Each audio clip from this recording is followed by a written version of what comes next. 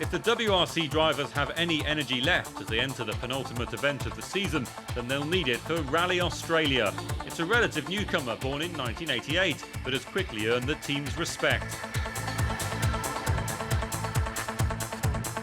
The route is fast and slippery. The gravel covering the road has been compared to ball bearings, and cars need specialist tyres to tackle it. The youngest WRC event offers a unique challenge.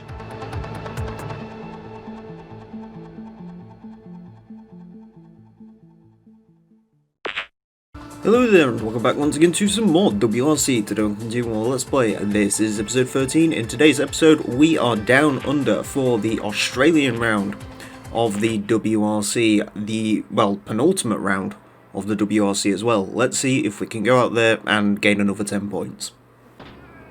Alrighty, so here we are in Australia. We should be pretty much fan favourites down here, considering the Aussies do love a good Subaru. They also love a good Mitsubishi as well, so I can imagine that rivalry's gonna be heating up. But Australia, one of my personal favourite rallies, typically. Don't get me wrong, some of these stages I don't like so much. I spoke about this in the last episode, sort of the stages that are very quick with lots of trees lining the side I'm not so much a fan of. But in general, Australia is usually a pretty simple round on the WRC. Some nice sort of sandy gravel to drive along, and pretty simple stage structure, usually quite smooth, a lot of grip because the tyres get nice and set into the sand here, so yeah, my sort of rally. But with that being said, that was a pretty good jump. That was like a Finnish style jump, although if I remember correctly, Finland didn't really have all that much in the way of jumps. Panizzi coming in second. I think that's the first time I've seen Panizzi on the actual scoring board for at least a while. I know Panizzi's got points, but usually Panizzi's the tarmac specialist, not so much a specialist out here in these sort of climates, but apparently so. Ford driver should also do pretty well. If I recall correctly, this was a McRae heavy event. McRae, I think, I'm trying to remember, I think it was Australia and Safari were like the two more successful McRae rounds of the calendar, so probably expect a good run-in from Ford driver here.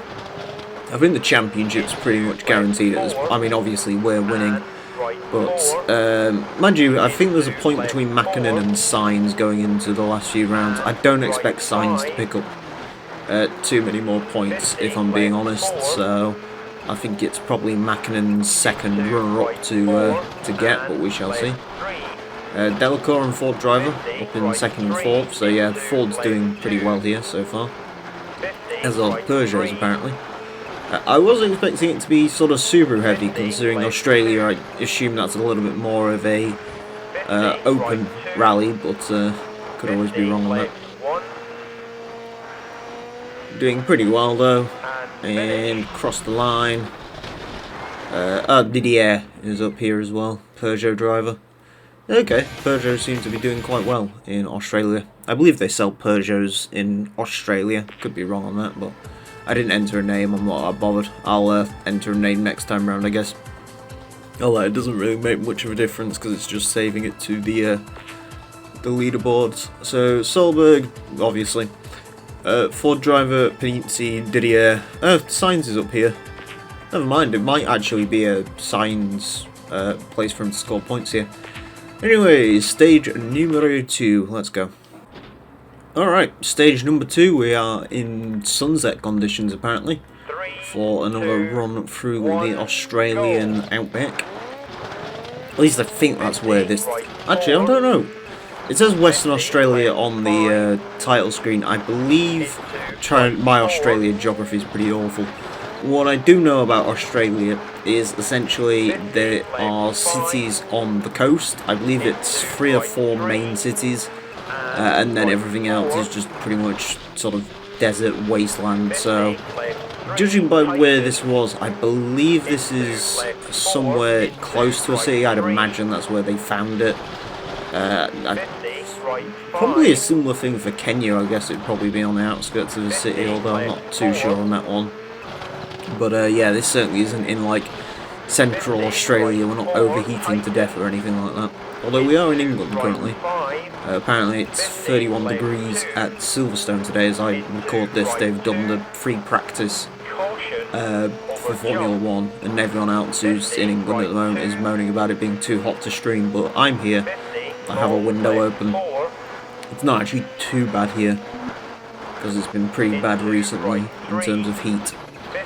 As I explained last time around, I'm not a fan of heat, so yeah, I wouldn't be able to do a WRC calendar, I can assure you. I just wouldn't be able to deal with the conditions half these people have to go to. Even Sweden, I'd probably find that too cold, so Wales Rally GB would be like the only thing I could do. So, but then again, they have like local rally events, you know, British Rally and so on and so forth, but I haven't really got 200 grand to spend on an R5, so I think that one's gone out the window. If I had 200 grand to spend, I certainly wouldn't spend it on a R5 rally car. Alright, pretty much same results as last time. Ford, Panizzi, Delacour. Again, I'm quite surprised with Panizzi. Maybe he was quite good in Australia. But my research did not conclude that that would be the case. Okay, we'll be a MILF again, because I can't be asked to change the thing. I still don't get why the game auto-saves the leaderboard times, but doesn't actually save your progress. Very strange. Anyways, Solberg, Ford driver, Panizzi, Delacour, Sainz, Didier. Alrighty. Delacour, actually everything's pretty much the same. Loix is the quickest Mitsubishi. Mäkinen is up into 8th, so who knows, he might actually score some points towards the end of this. This is a long stage, 12 kilometers, let's get into it. Alright. Fan can go off, I was entranced in reading a channel description. So I'll get back to that eventually. Anyways, this is the long stage. I believe it's the longest stage I've paid enough attention to a distance marker at. I'm sure probably Monte Carlo, not in this game, but in the later games had longer stage. I believe the game can get up to about 20 kilometers. The modern WRC games also get about 20 kilometers in size. It's always been a bit of a criticism of the rally series I've seen is people complain because the stages aren't quite as long as they are in other places in that game. Although apparently that was due to some limitation they had. Don't know if that'll, or if that is fixed, or if it will be fixed by the time they of course get the WRC license, which I'm heavily looking forward to at some point. Although again, you know, the modding games aren't too bad, but I've got more faith in Codemasters, at least in making a proper simulation of the WRC calendar. I say I've got faith in Codemasters, it's modding Codemasters, which is, I mean, F1 2020 is decent, so, I mean, if they put the same amount of care and bring over the dirt rally handling model, I'll be happy. If they bring over, you know, if they make it drive like dirt free or something like that, maybe not, because I can't stand the Codemasters handling that tries to be arcadey, because it's way too sensitive and not fun at all. So, yeah, by this time around we'd have been done with the last two stages. The last stage I think that was actually underneath about 2 minutes or so. Could be wrong. I don't really, if you can't tell, my memory's pretty short term. I don't really pay attention to a lot here. So, as evidenced by the fact I just ended up on the side.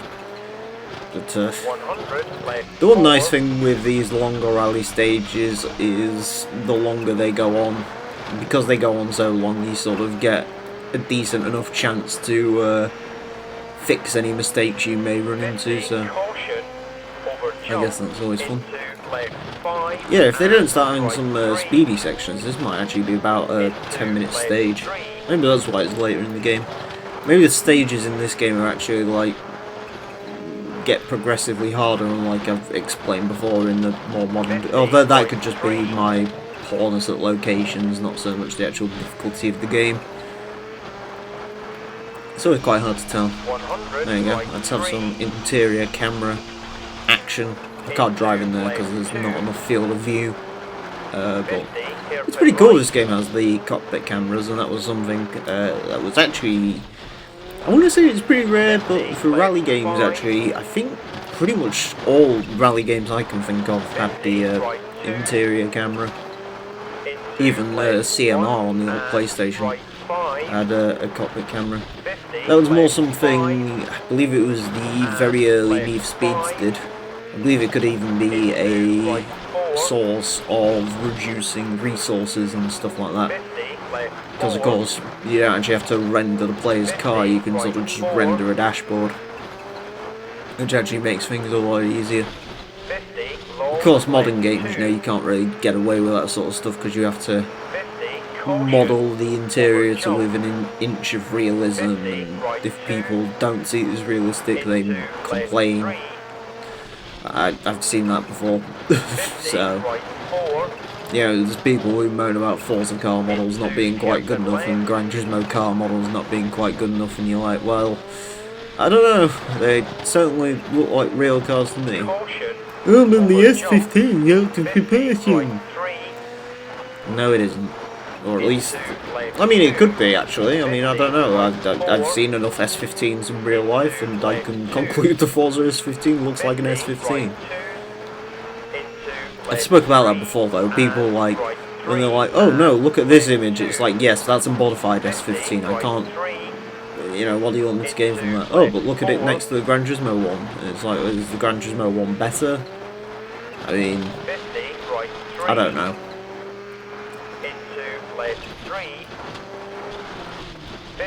And then of course you get accused of being a Forza fanboy, which, yeah, I mean, I'm not gonna lie, it's my favourite racing franchise of the last,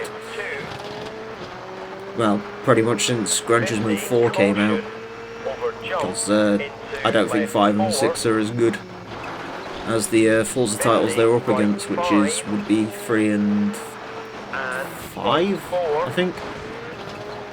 Yeah, but 5, no content. Yeah, well, GT Sport had the same issue, but everyone likes to pretend to feign around that. Oh, but it's got to focus on esports. Great, even worse.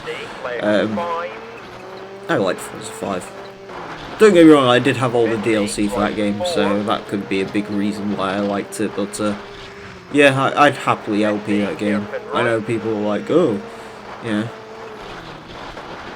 I say I'd happily LP, I mean, you know, I need to actually finish Forza 4 and get on that first, but it's a bit of a tricky one at the moment. But we'll see. I mean, I don't know. There's still like 9 episodes of that unreleased that might come out or might not. I might redo them. I can't remember if they were any good or not, if I'm being perfectly honest. Okay, so that stage wasn't actually as long as I was expecting it to be, just under 6 minutes, which is actually still like really long for this game, considering most of them are only like 2 minutes long. Or 2 minutes and a bit, let's be optimistic. But I think even the game's intro screen has like the timer ticking down up to, I think it's like 2:18 or something. Anyways, we got beat by that might be the first time we've been beaten by a Peugeot in this game. Anyways, Beniti, Solberg, driver signs, Delacour, and Didier. Is there any other Ford drivers in this game? No. Okay. That's why they're doing pretty well in the standings. Anyways, this looks like it's going to be a nighttime stage with the time it's starting at, but let's get into it and find out. Okay, stage numero 4. Let's see how well this goes for us. It's not a night stage as I was expecting. I saw the time at like 9 o'clock, I figured it might be a night time, but I guess in Australia there's not all that much in the way of dark night. I don't know. I don't live in Australia. I've never really looked into Australia either, if I'm being honest. That's why I'm slightly naive about the geography of it as well. So yeah, can't say it's a place I really want to go. As far as I can tell, it's sort of a mixture of like England and America in terms of how they drive and products and so on and so forth, with a little bit of influence from the Japanese, of course, because that would be their closest export or import-export sort of place to get stuff to the island from. So a lot of weebs in Australia, I know that much. Oh wow, we seem to be flying along with all of the Fords. yeah, I thought this would be a more sort of Subaru Mitsubishi round, but apparently, by the looks of it, Sainz is probably going to knock off Mäkinen, possibly by a point, considering he's the slowest Ford currently, so that's actually pretty interesting if Sainz gets knocked off by or sorry, if Mäkinen gets knocked off by a point, because then it will all come down to the final round for them. Who knows, maybe Richard Burns will pull out Barnstormer, and I don't think he can do that at this point. I don't think anyone can challenge Mäkinen and Sainz in terms of outsiders. I think Burns is 5th in the championship, I'm not sure who's 4th. It could be McRae, Ford driver, but I'm not sure. I'm surprised I didn't get the reset from that, because that was a long way off track. I don't know if you can manually reset in this game. I'd imagine so. I don't think I've ever really needed to though, because the game usually does it for me. But never mind, that was a big off, but we still win by 3 seconds, so... Although Sainz does push into 3rd in that final section, so... Good job for Sainz. Alright, how are we looking coming into the final round here in Australia? Solberg, Panizzi, Sainz, Ford driver, Didier, Francis Delacour. Sainz moves into 4th, unless he was, yeah, he was there before, never mind, Delacour's still down. Mäkinen's a minute behind Didier, but as we've seen before, the AI can be a bit crap. Anyways, 1 hour later, 9.1 kilometers long stage. Is this going to be the night stage? Alright, final round, not a night round. Again, apparently Australia just is allergic to the moonlight. Or at least this side of Australia, I should say. The western side of Australia. Which actually would make sense, given where it's positioned on the globe. I guess eastern Australia probably has more in the way of homogeneous nighttime. Could be wrong though. Again, my Australian knowledge is awful, and there's a bunch of angry Aussies in the comment section. It's alright, I prefer New Zealand, mate. Although, actually, speaking of which, it is kind of funny that they... Because I think in most... Maybe this year was a bit weird. Or it seems a bit weird in terms of travel, because usually it's... What did we do last time? It was France, wasn't it?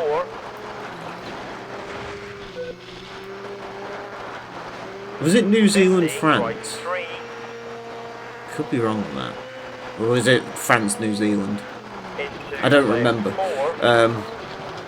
Either way, actually I'm not going to go on that rank, because if it was New Zealand last, it won't make any sense. Although in general this rally seems to have been a little bit poorly coordinated in terms of travel, especially if it does turn out that it was not New Zealand last time round, because yeah, you'd figured they'd just do New Zealand and Australia back to back to simplify travel instead of, you know, New Zealand, France, Australia. But travel in general seems to be a little bit strange. You actually, to be honest with you, you'd think if it starts in Monaco, they'd probably go like straight to Italy or France instead of going straight up to Sweden and then down to Portugal. That's quite a travel schedule, but maybe they just want to get a difference of conditions. Most of it, because obviously the funny thing with the WRC calendar is, well, it is the WRC calendar, and that's where the World Rally Championship goes. These countries have these rallies anyway, so like Safari Rally has, despite the fact that it got taken off the calendar and has since been re-added, or was supposed to be re-added this year, they've still been having Safari Rally, and I believe it's mostly NR4 cars that run in there, so I guess it's just whenever that country decides to do the rally, whenever the WRC decides to go there, they don't really have much influence over what time of year it actually occurs in, so yeah, it's quite interesting how they actually, like, it's just whatever location was going to have that rally anyway, because of course each country, as far as I can tell anyway, I could be completely wrong on this, but because we have like British champions and Aussie champions and whatever. They have these rallies anyway, sort of spattered throughout the country. But it's, you know, the WRC roster can choose to turn up to some of them sometimes.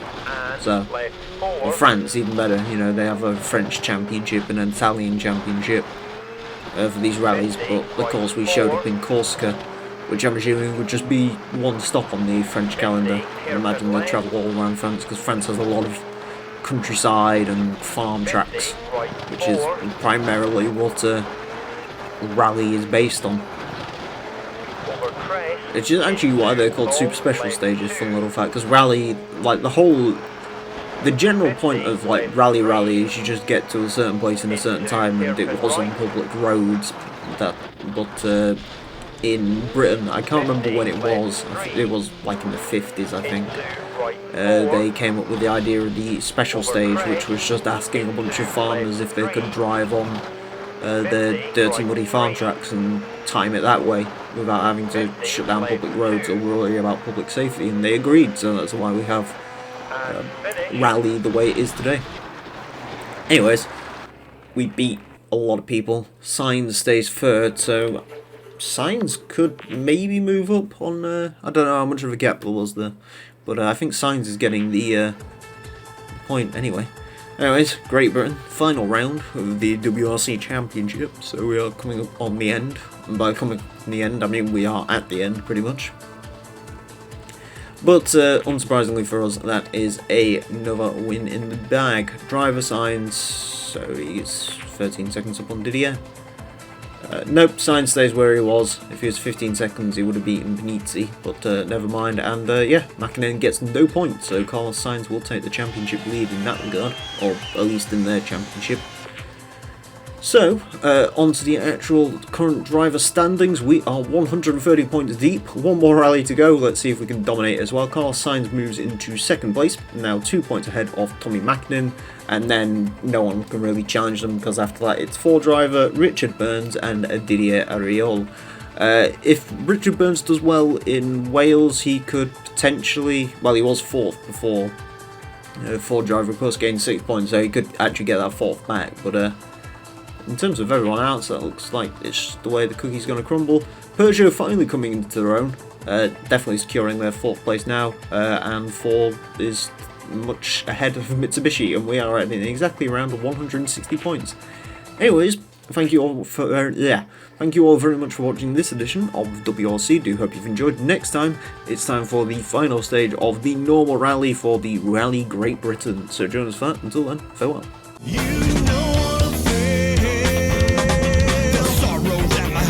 Knowing just where my hopes and dreams are going, I'll only you pay. Got up in a war that you are not part of. Eyes on the slit of your father.